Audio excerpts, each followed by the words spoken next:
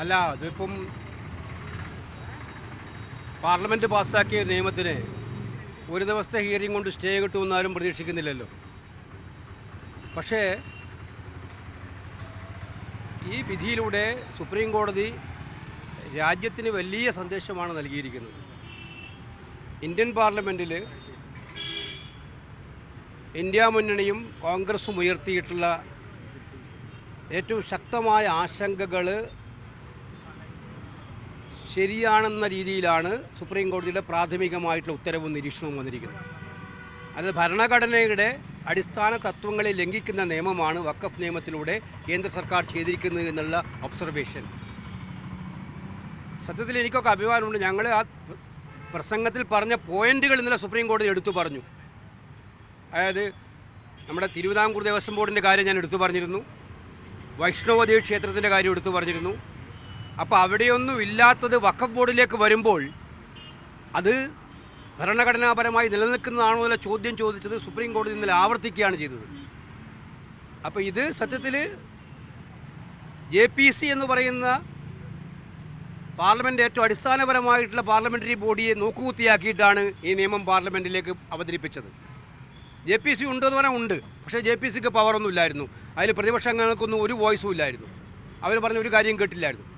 പാർലമെൻറ്റിലാണെങ്കിൽ പ്രതിപക്ഷം ഉന്നയിച്ച രാവിലെ വരെ ചർച്ച ചെയ്ത് ഉന്നയിച്ച ഒരു കാര്യം പോലും അംഗീകരിക്കാതെയാണ് ഈ നിയമം പാസ്സാക്കിയത്, ധൃതി പിടിച്ച് പാസ്സാക്കിയത്. പക്ഷേ ആ പാസ്സാക്കിയ നിയമം ഇന്ത്യയിലെ മതന്യൂനപക്ഷങ്ങൾക്കെതിരായിട്ടുള്ള, അവരുടെ ആരാധനാ സ്വാതന്ത്ര്യത്തിനെതിരായിട്ടുള്ള, അവരുടെ സ്വത്തുക്കൾ കൈകാര്യം ചെയ്തതിനെതിരായിട്ടുള്ള ശക്തമായിട്ടുള്ള ഭരണഘടനാ ലംഘനമാണ് എന്നുള്ള കാര്യം സുപ്രീം കോടതി പ്രാഥമിക നിരീക്ഷണത്തിലൂടെ വന്നു. ഇത് ഫൈനൽ ജഡ്ജ്മെൻ്റ് ആണെന്ന് ഞങ്ങളും പറയുന്നില്ല. പക്ഷേ ഇതുകൊണ്ട് എന്താണ്, പാർലമെൻറ്റിനടുത്ത് പോലും സപ്രസ് ചെയ്യാൻ ചെയ്ത കാര്യങ്ങൾ ഒരു വിശാലമായ ചർച്ചയ്ക്ക് സുപ്രീം കോടതി വഴിയൊരുക്കി എന്നുള്ളതാണ് ഏറ്റവും അടിസ്ഥാനപരമായിട്ടുള്ള കാര്യം. അല്ല, ഞാൻ പറഞ്ഞല്ലോ, ഇത് ഭരണഘടനയെക്കുറിച്ച് വ്യക്തമായിട്ടുള്ള ധാരണയുള്ളവർക്കറിയാം. ഭരണഘടന ലംഘനം നടത്തിയിട്ടുള്ള ഒരു നിയമനിർമ്മാണമായിട്ടാണ് ഇത് വരിക. അത് കോടതിയിൽ നിലനിൽക്കുകയും തന്നെ ചെയ്യുമെന്നാണ് എൻ്റെ വിശ്വാസം, ഞങ്ങളുടെ എല്ലാവരുടെയും വിശ്വാസം. അതുകൊണ്ട് വരട്ടെ, വിചാരണ എന്തായാലും പ്രാഥമികമായിട്ട് ഇത് ഞങ്ങളുടെ വിജയമായിട്ട് തന്നെ കാണാൻ പറ്റും. കാരണം ജനാധിപത്യത്തിൻ്റെ വിജയമായിട്ട് കാണാൻ പറ്റും, ഭരണഘടനാ സംരക്ഷണത്തിൻ്റെ വിജയമായിട്ട് കാണാൻ പറ്റും. BJPയും കേന്ദ്ര സർക്കാരും ഒക്കെ ചോദിക്കുന്നത് ഈ പാർലമെൻറ്റിൻ്റെ അധികാരത്തെ എങ്ങനെയാണ് ഈ കോടതി അതിലെങ്ങനെയാണ് ഇടപെടുക എന്നൊരു ചോദ്യമാണ് അവർ ഉന്നയിച്ചത്. അത് എല്ലാത്തിലും അവർ പറഞ്ഞില്ലല്ലോ, ഈ നിയമത്തിലല്ലേ പറയുന്നുള്ളൂ. പല വിധികളും വന്ന് അവർ പറഞ്ഞു കോടതി വിധിയുടെ അടിസ്ഥാനത്തിലാണ് നടപടിയെടുത്തതെന്ന് പലതിലും അവർ പറയുന്നത്. അപ്പോൾ ഇത് വന്നപ്പോൾ പാർലമെൻറ്റിൻ്റെ കാര്യം പറയുന്നു. പാർലമെൻറ്റിൽ ചർച്ച ചെയ്തപ്പോൾ പാർലമെൻറ്റിലെ മഹാഭൂരിപക്ഷത്തിൻ്റെയും ഒരു വികാരം അവിടെ കണ്ടതാണ്. അവർക്ക് വോട്ട് ചെയ്തവർ പോലും, അവർക്ക് വോട്ട് ചെയ്ത TDPയും JDU പോലും വോട്ട് ചെയ്യുന്നത് അധികാരം പങ്കിടാൻ വേണ്ടിയിട്ടുള്ള അവസരത്തിൽ വോട്ട് ചെയ്യേണ്ടി വന്നു. പക്ഷേ അവരുടെ പോലും മനസ്സിപ്പുറത്തായിരുന്നു എന്നുള്ളത് എല്ലാവരും വ്യക്തമാണ്, നിലപാടിപ്പുറത്തായിരുന്നു ഉള്ളത്. അപ്പോൾ അതുകൊണ്ടൊരു മഹാഭൂരിപക്ഷത്തോടെ പാസ്സാക്കിയ ബില്ലല്ല ഈ ബില്ല്. അപ്പോൾ അതുകൊണ്ട് പാർലമെൻറ്റിനെ മറികടന്നു പറഞ്ഞാൽ പാർലമെൻറ്റിൽ ഉയർന്ന ഏറ്റവും വലിയ ചർച്ചകളായിരുന്നത്. ആ പാർലമെൻറ്റിലെ ചർച്ചകളാണ് സുപ്രീം കോടതി ഉയർത്തി കാണിച്ചിരിക്കുന്നത്. അത് ആ പാർലമെൻറ്റിൽ ഉയർന്നു വന്ന ആശങ്കകളാണ് സുപ്രീം കോടതിയും പറഞ്ഞിരിക്കുന്നത്. എന്ന് വെച്ച് ഒരേകപക്ഷീയമായ വിധിയായിട്ട് തന്നെ കാണാൻ പറ്റില്ല, അല്ല പൂർണ്ണമായ അന്തിമമായ വിധിയായിട്ട് കാണാൻ പറ്റില്ലതൊക്കെ നമുക്കറിയാം. പക്ഷേ ഇന്ത്യയിലെ ജനാധിപത്യ വിശ്വാസികളും മതേതര വിശ്വാസികളും ഉയർത്തിയ ആ ആശങ്കകളെ ഒരു വിശാലാടിസ്ഥാനത്തിലെ ചർച്ചയ്ക്ക് വേദി ഒരുക്കുകയാണ് സുപ്രീം കോടതി ഇന്ന് ചെയ്തിരിക്കുന്നത്. ആ അർത്ഥത്തിൽ അത് വളരെ സ്വാഗതാർഹമായിട്ടുള്ള ഒരു വിധിയാണ്. കേരളത്തിലേക്ക് വന്ന മുനമ്പമാണല്ലോ ഭേദഗതി. അത് കോടതിയിൽ പോലും സർക്കാർ അഭിഭാഷകർ തന്നെ അത് അറിയില്ല എന്ന് പറയേണ്ട ഒരു സാഹചര്യം ഉണ്ടാകുന്നുണ്ട്. അപ്പോൾ ഈ മുനമ്പ വിഷയത്തെ മുൻനിർത്തിയാണ് ഒരു ഭേദഗതി ഉണ്ടാക്കി. ആ കോടതിയിൽ ചോദ്യം ചെയ്യാൻ കഴിയില്ല എന്നുള്ള ഭേദഗതി. നിങ്ങൾ മനസ്സിലാക്കേണ്ടത്, ഈ കേരളത്തിലെ ഒരു പ്രത്യേക അജണ്ടയുമായിട്ട് സംഘപരിവാർ RSSും ഗവേഷണം നടത്തി ഇറങ്ങിയിരിക്കുകയാണ്. അതെങ്ങനെയാണ് അവർക്ക് കേരളത്തിൽ എങ്ങനെയാണ് പച്ച പിടിക്കാൻ പറ്റുക? അതിൻ്റെ ഉത്തരം എന്താണ്? ഒറ്റ ഉത്തരവേ ഉള്ളൂ. പാർട്ടിയിൽ ജനങ്ങൾക്ക് വേണ്ടി കാര്യങ്ങൾ ചെയ്ത് വളർത്തിയാൽ ഇവിടെ നടക്കില്ല എന്നറിയാം. ഇവിടെ മുസ്ലിമും ക്രിസ്ത്യാനിയും തമ്മിൽ സ്പർദ്ധ ഉണ്ടാക്കണം, മുസ്ലിമും ഹിന്ദുവും തമ്മിൽ സ്പർദ്ധ ഉണ്ടാക്കണം. അങ്ങനെ അനാവശ്യമായി പേടിപ്പിച്ച്, ഇപ്പം എന്താ വഖഫിനെ കുറിച്ച് എന്താ പറഞ്ഞത്? എൻ്റെയും നിങ്ങളുടെയും പ്രോപ്പർട്ടി പോലും നാളെ വഖഫിനെടുക്കാം. ഇതായിരുന്നു പ്രചരണം കംപ്ലീറ്റ്. എൻ്റെയും നിങ്ങളുടെയും പ്രോപ്പർട്ടി പോലും വഖഫിലേക്ക് എടുക്കാം, അത് നിങ്ങളുടെ സ്വത്തുക്കൾക്ക് പോലും സംരക്ഷണം ഉണ്ടാവില്ല. അതിനെതിരായിട്ടുള്ളൊരു ബില്ല വരാൻ വേണ്ടി പോകുന്നു. അതൊക്കെയാണ് സുപ്രീം കോടതി ഇന്ന് വളരെ ബാലിശമായിട്ടുള്ള ന്യായങ്ങളായിട്ട് കാണിച്ചിരിക്കുന്നത്. ഇപ്പം മുനമ്പത്തിൻ്റെ കാര്യത്തിൽ തന്നെ അവർ തെറ്റിദ്ധരിപ്പിക്കുകയായിരുന്നില്ലേ? പൂർണ്ണമായി കേന്ദ്രമന്ത്രിയുടെ പ്രസംഗം വന്ന് നിങ്ങളൊന്ന് കേൾക്കണം. അദ്ദേഹം ഇനീഷ്യേറ്റ് ചെയ്യുമ്പോഴും പറഞ്ഞു, കൺക്ലൂഷനിലും പറഞ്ഞു. 2 പ്രാവശ്യവും അദ്ദേഹം എടുത്തു പറഞ്ഞു. ആഭ്യന്തരമന്ത്രി അമിത്ഷാ പറഞ്ഞു, ഇത് മുനമ്പത്തെ ജനങ്ങൾക്ക് നീതി ഉറപ്പാക്കാൻ വേണ്ടിയിട്ടുള്ള നിയമമാണെന്ന്. ആ മന്ത്രി തന്നെയാണ് മുനമ്പത്ത് വന്നിട്ട് പറയുന്നത് നീതി ഉറപ്പാക്കണമെങ്കിൽ നിങ്ങൾക്ക് വീണ്ടും സുപ്രീം കോടതിയെ സമീപിക്കാമെന്ന്. നിങ്ങൾ ആലോചിച്ചേ, മുനമ്പത്തെ ജനങ്ങൾക്ക് നീതി ഉറപ്പാക്കാൻ വേണ്ടിയിട്ടാണ് ഈ ബില്ല് കൊണ്ടുവരുന്നതെന്ന് പറഞ്ഞ് പാർലമെൻറ്റിൽ പ്രസംഗിച്ച മന്ത്രി ഇവിടെ വന്നിട്ട് പറയാം, മുനമ്പത്ത് വന്നിട്ട് പാടുപെട്ടിട്ട് ഇവിടെ വന്നിട്ട് പറയാണ് നിങ്ങൾക്ക് നീതി ഉറപ്പാക്കണമെങ്കിൽ കോടതിയിൽ പോവാം. ആ 2A പ്രൊവിഷൻ പോലും ഇന്നലെ സുപ്രീം കോടതിയുടെ ഒബ്സർവേഷൻ നിങ്ങൾ കണ്ടിട്ടുണ്ടാവും. ആ 2A പ്രൊവിഷൻ പോലും നിലനിൽക്കുമോ, സാധ്യതയുണ്ടോ എന്നുള്ള കാര്യം ഞങ്ങളിതൊക്കെ പറഞ്ഞതാണ്. എലിയെ കൊല്ലാൻ വേണ്ടി ഇല്ലം ചൂടേണ്ട കാര്യമില്ല. മുനമ്പത്തെ പ്രശ്നം തീർക്കാൻ വേണ്ടിയിട്ട് വഖഫ് നിയമം കൊണ്ടുവന്ന് ന്യൂനപക്ഷങ്ങളുടെ അവകാശങ്ങൾ എടുത്തു മാറ്റുകയല്ല ചെയ്യേണ്ടത്. ന്യൂനപക്ഷങ്ങൾക്ക് ഭരണഘടന കൊടുക്കുന്ന അവകാശങ്ങൾ എടുത്തു മാറ്റാൻ മുനമ്പത്തെ പ്രശ്നം തീർക്കാൻ പേര് പറഞ്ഞ് ചെയ്യുകയല്ല വേണ്ടത്. മുനമ്പത്തെ പ്രശ്നം തീർക്കാൻ എത്ര എളുപ്പത്തിലുള്ള മാർഗങ്ങളുണ്ട്. അത് കേരള സർക്കാരും കൂടെ ആത്മാർത്ഥമായി വിചാരിച്ചാൽ പോരായിരുന്നോ? ഇവിടുത്തെ വഖഫ് ബോർഡ് തീരുമാനിച്ചാൽ പോരെ? ട്രൈബ്യൂണൽ തീരുമാനിച്ചാൽ പോരെ? ബോർഡല്ല, ട്രൈബ്യൂണൽ തീരുമാനിച്ചാൽ പോരെ? ട്രൈബ്യൂണലിന് മുമ്പിൽ ഞാൻ മനസ്സിലാക്കിയെടുത്തോളം വളരെ ദ്രുതഗതിയിൽ ആ ട്രൈബ്യൂണലിലെ തീരുമാനങ്ങളുമായി മുന്നോട്ട് പോകുമായിരുന്നു. വിധി വരാനിരിക്കുകയായിരുന്നു. അപ്പോഴാണ് ആരോ പോയിട്ട് ഹൈക്കോടതി പെറ്റീഷൻ കൊടുത്ത് ഇപ്പം ആ കാര്യത്തിൽ തീരുമാനമെടുക്കേണ്ടതെന്ന് പറഞ്ഞിരിക്കുന്നത്. അതിൻ്റെ പിന്നിൽ ആരൊക്കെയാണെന്നുള്ളത് നമുക്കെല്ലാം മനസ്സിലാവുന്ന കാര്യമാണ്. വഖഫ് ബോർഡ് തന്നെയാണ് ഹർജി കൊടുത്തത്. അതാ പറഞ്ഞത്. അവിടെ രമ്യമായി അവരുടെ പ്രശ്നം, മുനമ്പത്തെ ജനങ്ങളുടെ പ്രശ്നങ്ങൾ പരിഹരിക്കാൻ ഉള്ള എളുപ്പമാർഗം ഉണ്ടായിരിക്കെ എനിക്ക് മനസ്സിലാവുന്നില്ല എന്തിനു വേണ്ടിയിട്ടാണ് അത് ഹൈക്കോടതിയിൽ അപ്പീൽ കൊടുത്തത് എന്നുള്ളത്, സ്റ്റേ ചെയ്യാൻ വേണ്ടിയിട്ട്.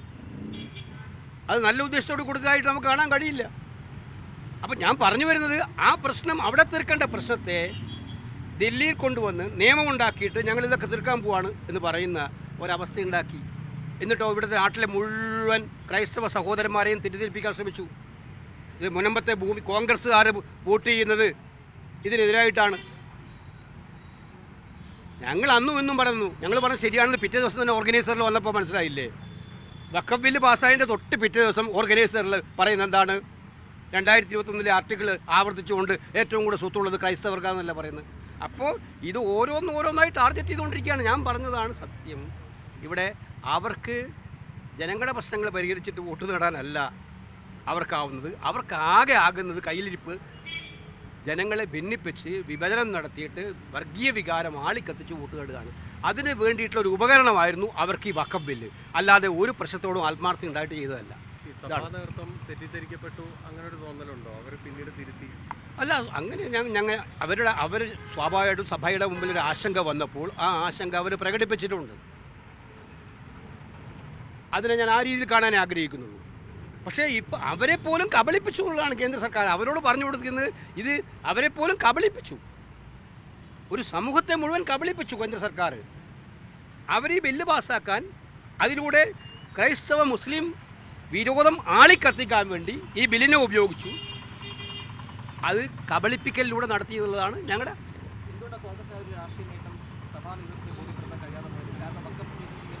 അല്ല, ഞങ്ങൾ അക്കാര്യത്തിൽ സഭാ നേതൃത്വവുമായിട്ട് കോൺഗ്രസിൻ്റെ നേതാക്കന്മാരെല്ലാം ചർച്ച നടത്തിയിട്ടുണ്ട്. അതിനകത്തൊന്നും വിഷയമില്ല. അവർക്ക് അങ്ങനെ കോൺഗ്രസിനെ കുറിച്ച് ഗുരുതരമായ ആശങ്കകളുണ്ടെന്ന് ഞാൻ വിചാരിക്കുന്നില്ല.